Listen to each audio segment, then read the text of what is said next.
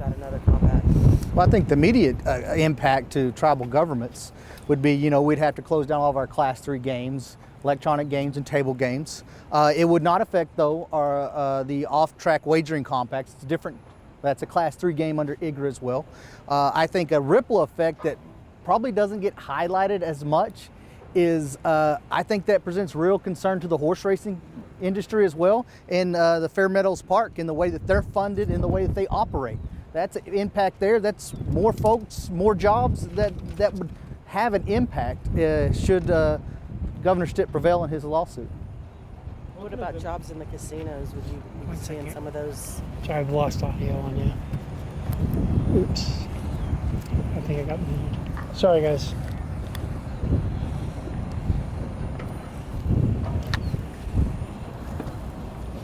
I've been told to remind you that your mics are live, being streaming and whatnot. I'm sorry, Barbara. Okay, what about jobs? If you had to close down some Class 3 operations? Sure. It would have an impact to jobs. I think what you would see most tribes do is they try to absorb as many jobs as they could to make sure that they're not as impactful on our employees, but it would definitely affect jobs if the Class 3 compact was to go away. There's a lot of other things in casinos that go on. Entertainment, would this disrupt some of that entertainment that's planned out, the concerts? And Not really in terms of other activities that go on. Again, we're in the entertainment business, so the more things we can offer to our patrons, the better they like it. And so this would take away some of those entertainment choices, but it would do nothing to affect the entirety of the facilities. What kind of impact would this have on, obviously the tribes have so much money that goes into infrastructure, education, those kinds of things. If Class 3 gaming was shut down, what kind of effect would that have on that side of the tribes? Well, I think really what we're talking about here is you're talking about less dollars that the tribes have in order to fund their programs and services. And I think that would affect their spending in a lot of areas, just not infrastructure costs, programs and services, charitable giving. It's going to be impactful if this was to come to bear. And that affects not only tribes and their citizens, but affects all of our partnerships with our local communities as well. Mr. Morgan, a little off the beaten path question, but we're about I don't know what day it is. We're about a year plus, year and a quarter after the authorization of ball and dice, roulette, and craps gaming. How many casinos are doing that, and what's been has it been successful? How's the revenue look? What can you tell us on that? So what I can say is there's been a number of tribes that have taken that opportunity up. A lot of them, took that up because that was something, again, their patrons have asked for, and it was an option they wanted to be able to give their patrons.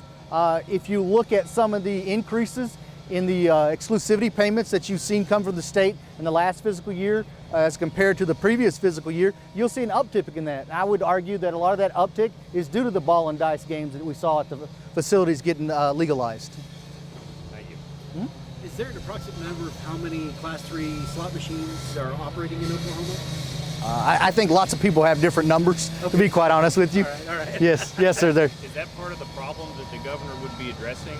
I mean, he mentioned auditing is something that they have concerns about, and I don't want to get into well, you can get into the dispute over that, but I mean, if there are a lot of different calculations of how many Class 3 slot machines exist in Oklahoma, how do we know what's reported? I would tell you, every tribe knows how many games they have and whether those games are Class 2 or Class 3. The state also knows because monthly when we submit our exclusivity payments, those machines are listed individually. In addition, when the state compliance agency comes out, they walk the floor with a complete list and look at every Class 3 game we have. And you can also back that up by going to the independent testing laboratory and looking up that game and trying to determine whether that has been tested to our Class 3 standards or our Class 2 standards. You can ask our gaming commissions how they've classified those games, whether those are Class 2 or Class 3. You can also ask the National Gaming Commission if they've looked into that game and what they determine that game is. There's all these different ways. When I speak in terms of there's different counts, is because those counts are not made publicly. And so it's public entities going out and trying to determine what that looks like in that facilities. There's always work going on in different facilities. There's always games coming in and coming out, which tribes do a great job of tracking all that. So there is the correct number out there that the state knows about and has worked under that structure for the last 15 years. We've never had a problem in that. That is how they determine what the games are in the floor.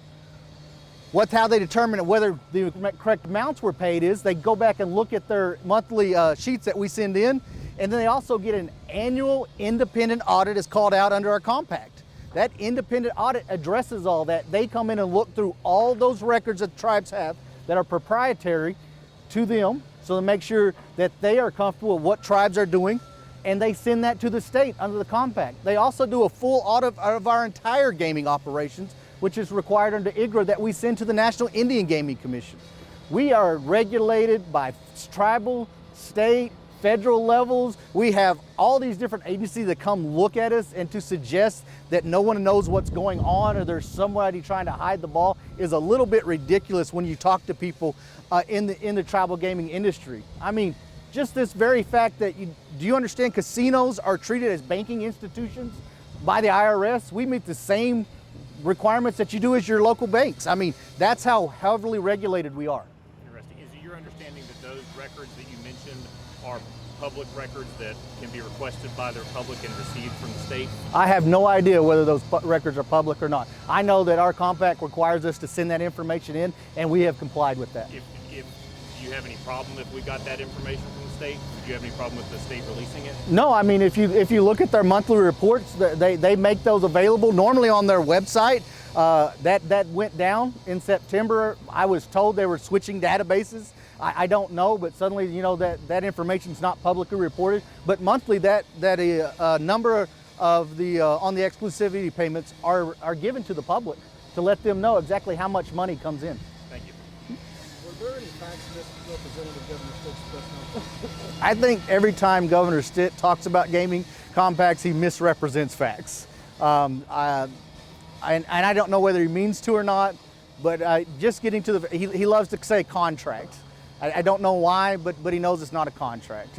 He wouldn't do that. As Mr. Greethan pointed out, when we talk about the Red River Compact, nobody ever says the Red River contract with all these different states. But suddenly we start talking about, you know, tribal governments, and he's going to use the term contracts. That's, you know, he misrepresents the plain language of his big white sheet that he always has behind him. He loves to read to the comma and stop, and he represents. See, it terminates, but he doesn't continue on. So there's always things that Governor Stitt says that we find disappointing, because again, this is a partnership between two separate sovereigns, and it's a partnership that as one sovereign does better, the other sovereign does better. We participate with lots of governments and lots of partnerships, and this is one of the very few of our partners that doesn't treat us with the respect I think tribal leadership has earned.